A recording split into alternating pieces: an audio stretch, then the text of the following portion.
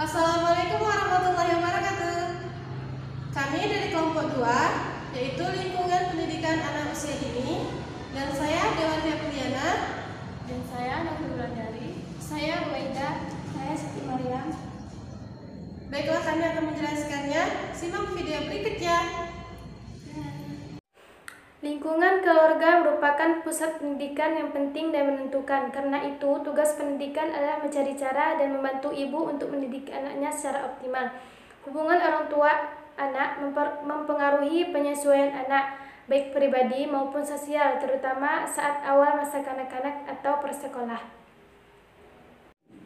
Meskipun keluarga merupakan pusat pendidikan, akan tetapi seiring tumbuh kembangnya anak, kebutuhan akan pendidikan anak pun juga meningkat. Hal ini menyebabkan keluarga diharapkan bekerja sama dengan pusat pendidikan lainnya, yaitu sekolah dan masyarakat. Lingkungan keluarga. Lingkungan pendidikan yang utama ialah keluarga, dan peran orang tua dalam hal pendidikan anak sangatlah penting. Karena sejak lahir anak secara tidak langsung mendapatkan pendidikan dari orang tua, melatih dan memberi anak petunjuk tentang berbagai aspek kehidupan, hingga anak menjadi dewasa dan mandiri. Menurut Ki Hajar Dewantara, Tirtaharja 2008-169, suasana kehidupan keluarga merupakan tempat sebaik-baiknya untuk melakukan pendidikan individual maupun pendidikan sosial. Keluarga merupakan tempat pendidikan yang sempurna. Lingkungan keluarga memberikan keterampilan, nilai moral, nilai budaya, bersosialisasi, keyakinan agama, adab pergaulan, sehingga anak dapat tumbuh dan berkembang dengan baik. Lingkungan sekolah merupakan rancangan pendidikan yang sengaja dibuat untuk mencerdaskan bangsa. Seiring dengan kemajuan zaman, pesatnya teknologi pada masyarakat semakin penting. Pula peran sekolah. Sekolah mempersiapkan generasi muda yang berprestasi dan berbakat dalam berbagai bidang. Selain keluarga, sekolah pun mengajarkan anak cara bersosialisasi dengan sesama teman, bekerja sama, mengembangkan seluruh potensi anak, mengenal peraturan dan menanamkan sikap disiplin pada anak. Pelajaran yang mendidik setiap kegiatan pengajaran. Pendidik mengajar dengan membawa berbagai dampak atau efek kepada siswa, baik efek emosional, yaitu efek langsung dari bahan ajaran yang menjadi isi pesan dari pelajaran mengajar, maupun efek pengiring, yaitu efek yang secara tidak langsung dari bahan ajaran dan pengalaman belajar yang dihayati oleh siswa. Peningkatan dan pemantapan pelaksanaan program bimbingan dan penyuluhan di sekolah agar program edukatif ini tidak sekedar suplemen, tetapi menjadi komplemen yang secara setara dengan program pengajaran. Pengembangan perpustakaan sekolah menjadi suatu sumber belajar dengan menyediakan berbagai perangkat lunak yang didukung oleh perangkat keras lainnya. Peningkatan dan pemantapan program pengelolaan sekolah khususnya yang terkait dengan peserta didik. Pengelolaan sebagai pusat pendidikan dan kebudayaan seharusnya merupakan refleksi dari suatu masyarakat. Pancasila sebagaimana yang diciptakan dalam tujuan nasional. Fungsi masyarakat sebagai pendidikan pusat pendidikan sangat terpengaruh pada taraf perkembangan dari masyarakat itu beserta sumber-sumber belajar yang tersedia di dalamnya.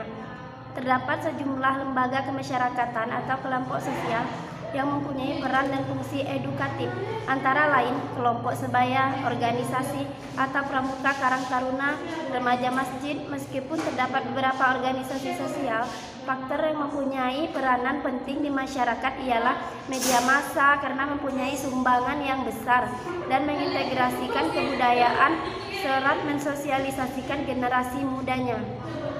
Lingkungan masyarakat terdapat 3 segi yang mengkaitkan antar pendidikan dan masyarakat, yaitu masyarakat sebagai penyelenggara pendidikan, baik jalur sekolah dan jalur luar sekolah maupun jalur luar sekolah. Lembaga kemasyarakatan, baik langsung maupun tak langsung, ikut mempunyai peran dan fungsi edukatif.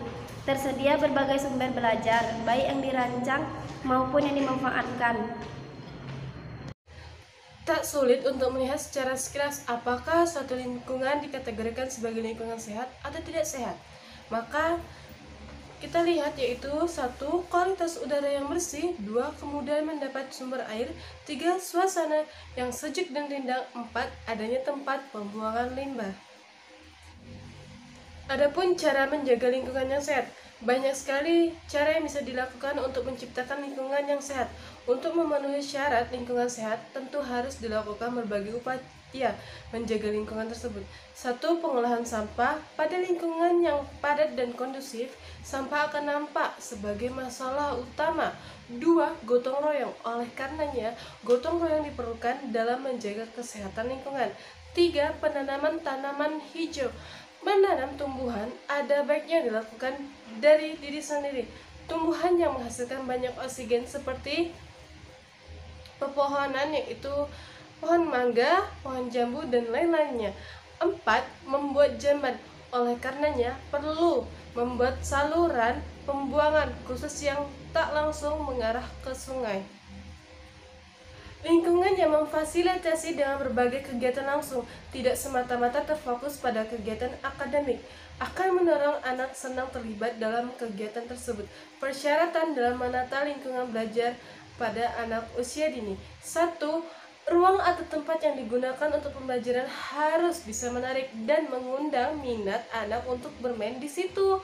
2. Segala sesuatu dan setiap tempat harus mengandung unsur pendidikan, dari warna, cahaya, tanaman, kamar mandi, dapur, pintu, dan lain-lainnya, dan penataan bahan-bahan main ditata dengan nilai-nilai keindahan.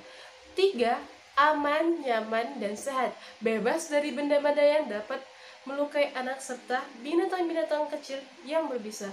4. Menekankan pada berbagai macam media termasuk bahan-bahan alam maupun bahan daur ulang. Dari kelompok kami